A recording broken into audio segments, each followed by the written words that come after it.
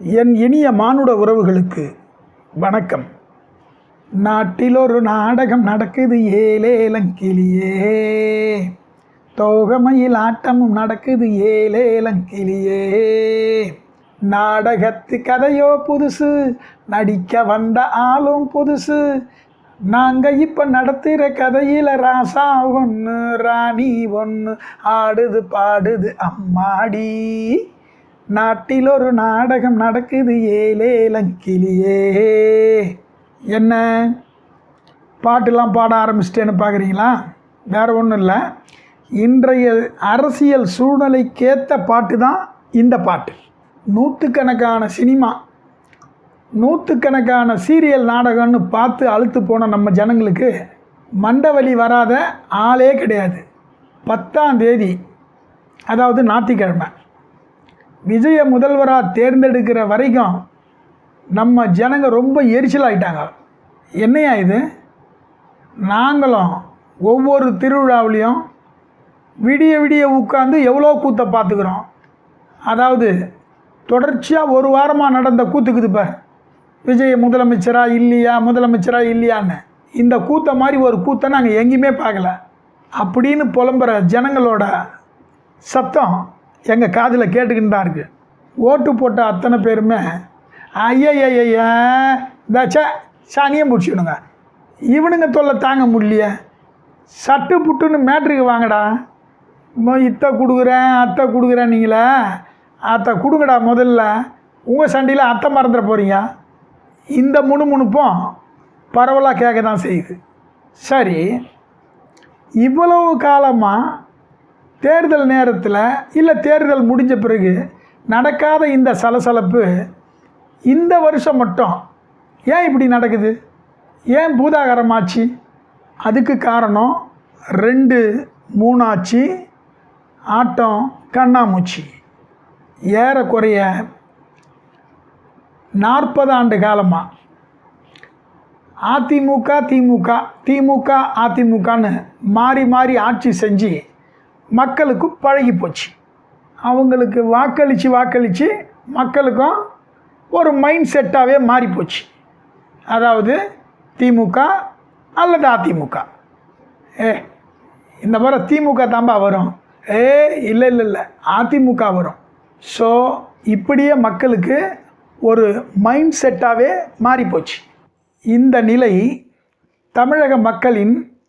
தமிழக வாக்காளர்களின் மனங்களில் ஊறி வேரூன்றிய இந்த நிலையில் தான் புதிதாக நாங்களும் பெரிய கட்சி, பெரிய தலைவர் அப்படின்னு சொல்லிட்டு விஜய் உள்ளே இறங்கினார், அதாவது களமிறங்கினார்.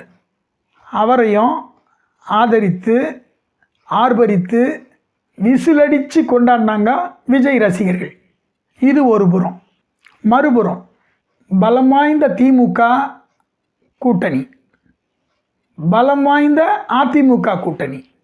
பலம் வாய்ந்த திமுக கூட்டணி 45% வாக்குகளுடன் களத்தில் நிற்க, அடுத்து பலம் வாய்ந்த அதிமுக கூட்டணி 42% வாக்குகள் பலத்துடன் மறுபுறத்தில் களமிறங்க, தேர்தல் முன் அனுபவம் ஏதுமின்றி, சதவிகித வாக்குகள் பலமின்றி, தன்னுடைய ரசிகர்களையும் புதிய வாக்காளர்களை மட்டுமே நம்பி விஜய் களமிறங்கினார்.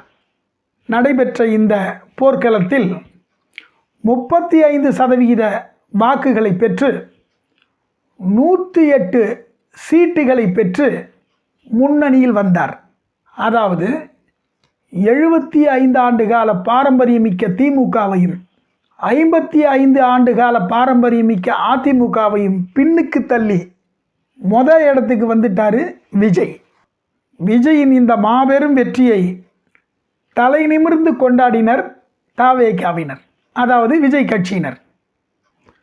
அதே நேரத்தில் இதை கொஞ்சமும் எதிர்பார்க்காத திமுகவும் அதிமுகவும் மயக்கம் வர்ற நிலைக்கு போயிட்டாங்க. அந்த மயக்கத்திலிருந்து இன்னும் அவங்க மீளவே இல்லை. நடந்தது ஒரு கனவா இல்லை ஒரு நிகழ்வானே தெரியாமல் ஒருத்தர் நேருக்கு நேராக பார்த்தாலும் பேசிக்காமல் ஹாய் அப்படி தான் போய்கிட்டு இருக்காங்க. உதாரணமாக கடலில் சுறா மீன் ஒரு பெரிய விலங்கு மீன், அதே போல் திமிங்கலம் அதுவும் ஒரு பெரிய விலங்கு மீன். இந்த 2 மீனையும் புதுசாக உள்ளே வந்த ஒரு சங்கரா மீன் டமால் டமால் ஒரு அடி விட்டால் எப்படி இருக்குமோ அதுபோல தான் விஜயோட அடி. இந்த அடியில் சுறாவும் திமிங்கலமும் மயக்காட்சி விழுந்த மாதிரி இப்போ திமுகவும் விழுந்துருச்சு. இது யதார்த்தம். அதாவது பெரிய 2 பைல்வானுங்களை ஒரு நோஞ்சான் வந்து பட்டால் பட்டால் நடிச்சா எப்படி இருக்குமோ அந்த மாதிரி ஆயிடுச்சு.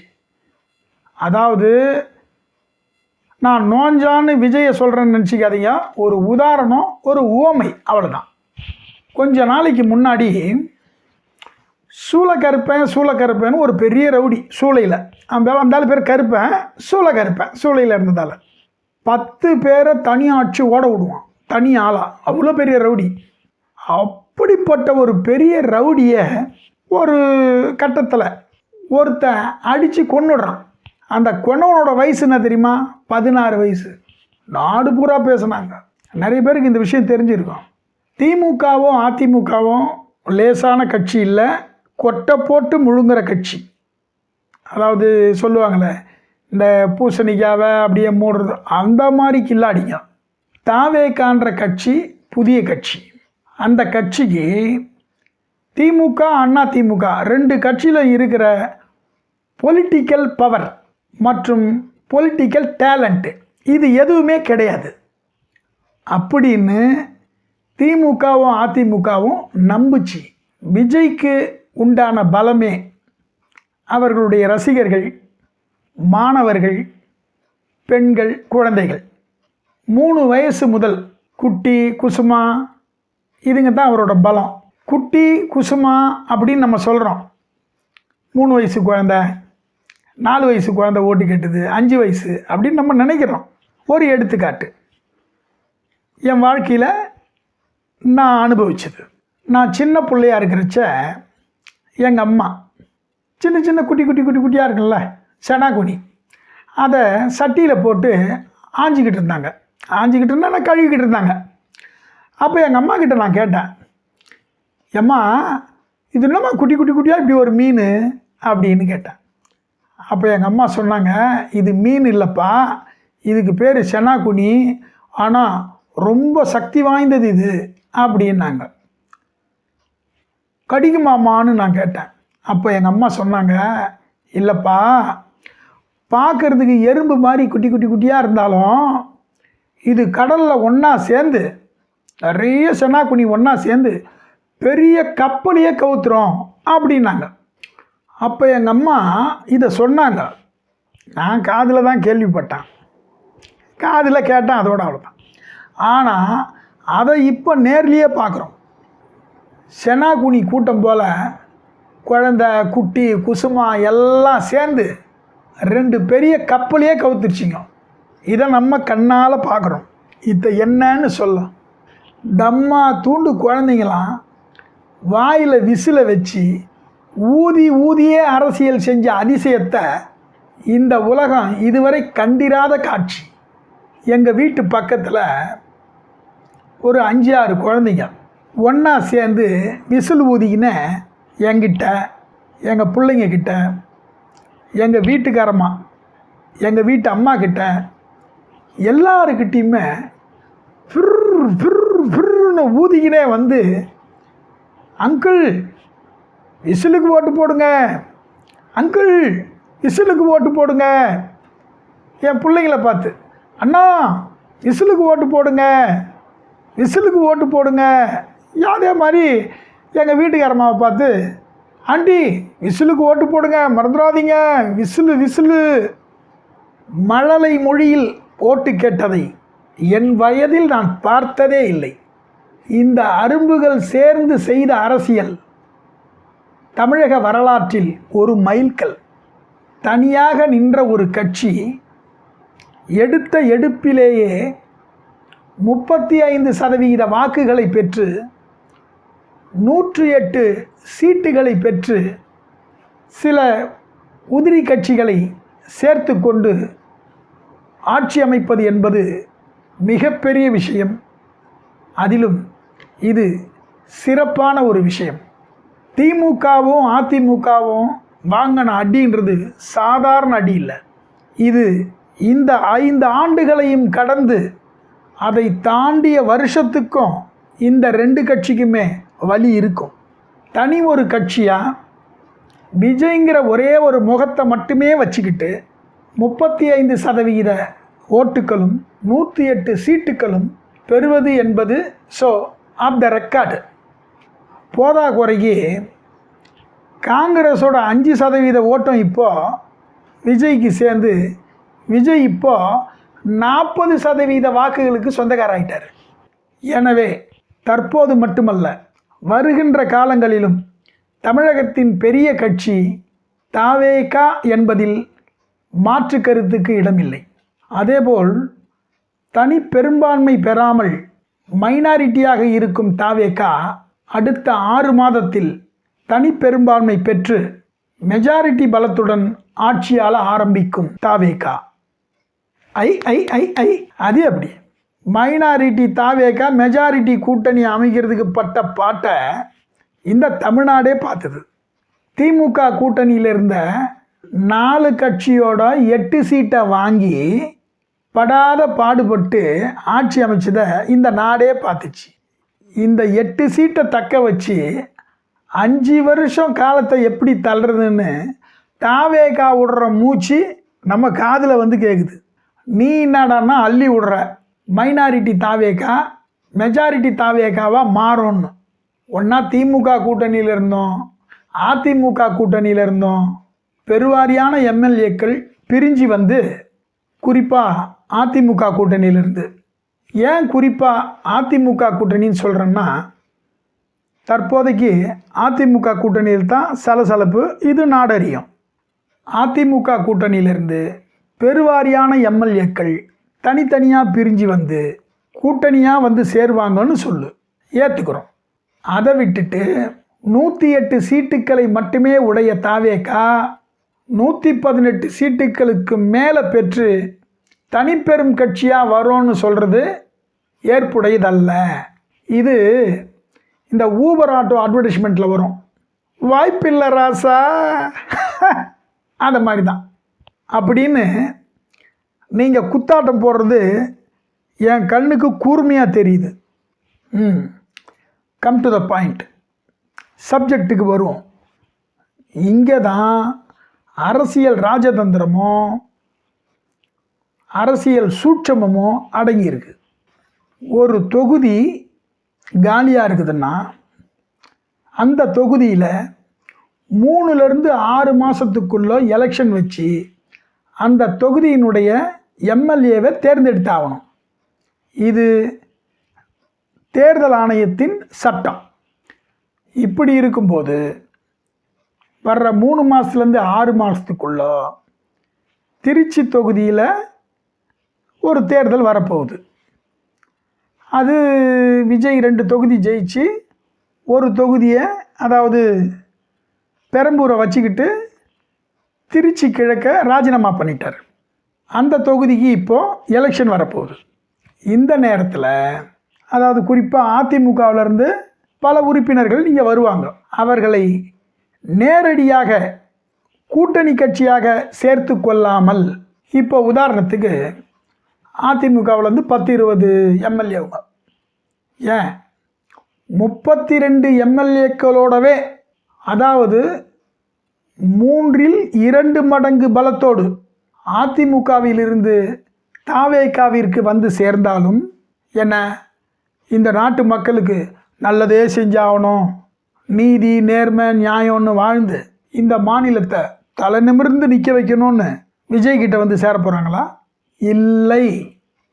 தங்களுக்கு பதவி வேணும், அதிகாரம் வேணும், அதன் மூலமாக கிடைக்கிற விட்டமின் பா வேணும். இதை தவிர விஜய்கிட்ட அவங்க என்ன கேட்க போகிறாங்க? இதைத்தான் கேட்க போகிறாங்க. சரி, ஒரு கால் கூட்டமாக வர்ற அவங்கள விஜய் சேர்த்துக்கிட்டு நீங்கள் டீமாக ஃபார்ம் பண்ணி எங்கள் கூட்டணி வந்ததுக்கு ரொம்ப நன்றி, தற்போதைக்கு நிதி நிலைமை சரியில்லை, நீங்கள் எல்லாரும் அப்படியே இருங்க, ஒரு 6 மாதம் போகட்டும், அப்புறம் என்ன பதவி ஏதுன்னு நான் பார்த்து செய்கிறேன் அப்படின்னு விஜய் சொன்னார்னா இந்த டீம் என்ன பண்ணும்? ஓஹோ, எங்களுக்கே அல்வாவா, இதோ கொடுக்குறோம் குல்லான்னு இந்த டீம் என்ன பண்ணும்? தங்களோட வேலையை ஆரம்பிச்சிடும்.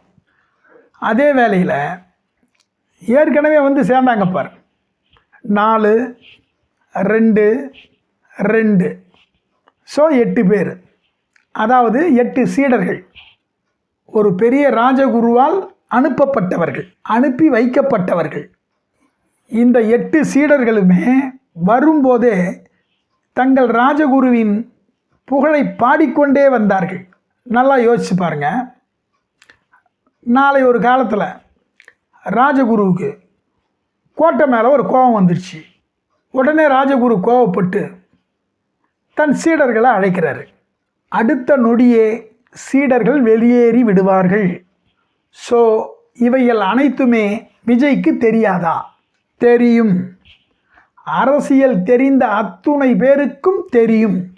ஆகவே அதிமுகவிலிருந்து தாவேகாவிற்கு வரும் அத்துணை எம்எல்ஏக்களையும் ராஜினாமா செய்ய வைத்து அவர்கள் அனைவரையுமே தாவேகா கட்சியில் உறுப்பினர்களாக சேர்த்து வரக்கூடிய பை எலெக்ஷனில் விசில் சின்னத்தில் நிற்க வச்சு வெற்றி பெற வைத்து மைனாரிட்டி தாவேகாவை மெஜாரிட்டி தாவேகாவாக மாற்றும் வல்லமை விஜய்க்கு உண்டு. அதாவது தமிழக முதல்வர் விஜய்க்கும் அவரை சுற்றியுள்ள அனைவருக்கும் உண்டு. தன் கூட்டணியிலிருந்து 8 உறுப்பினர்களை அனுப்பி வைத்தது யார் என்று இந்த நாட்டுக்கே தெரியும். நாடாள வந்திருக்கும் விஜய்க்கு தெரியாதா? அதாவது ஜோசப் விஜய்க்கு தெரியாதா? தெரியும், நன்றாகவே தெரியும். ஆதலால் தான் அறுதியிட்டு சொல்கிறேன், வரும் 5 ஆண்டுகள் மட்டுமல்ல, அதை தாண்டிய ஆண்டுகளும் விஜயின் வீச்சு வேகமெடுக்கும். அதே நேரத்தில் வரும் 13ஆம் தேதி, அதாவது புதன்கிழமை, தாவேகா தன் அறுதி பெரும்பான்மையை நிரூபித்து காட்ட வேண்டிய நாள். அதாவது சபாநாயகர் முன்னிலையில் கைகளை தூக்கியோ அல்லது இரகசிய வாக்கெடுப்பின் மூலமோ 118 எம்எல்ஏக்களின் ஆதரவை பெற்றாக வேண்டும். இந்த வாக்கெடுப்பு என்பது சாதாரண வாக்கெடுப்பு அல்ல. கரணம் தப்பினால் மரணம் என்பார்களே, அதைப்போல இந்த விஷயத்தில் அது பொருந்தும். இந்த வேளையில் அதிமுக இருக்கும் சூழலில் தாவேகா 118 சீட்டுகளை பெற்று பெரும்பான்மையை நிரூபித்து, ஏன் அதற்கு மேலும் மெஜாரிட்டியை காண்பித்து வெற்றி பெறும் என்பது என் கருத்து. அதே வேளையில் 13ஆம் தேதி பெரும்பான்மையை இழந்து ஆட்சி கவிழ்ந்துவிடும் என்பது பலரது கணக்கு. எது எப்படியாயினும் தாவேகா 13ஆம் தேதி புதன்கிழமை கண்டத்தை தாண்டிவிட்டால் முழு 5 ஆண்டுகள் தாவேகாவிற்கு பூரண ஆயுசு. நன்றி, வணக்கம்.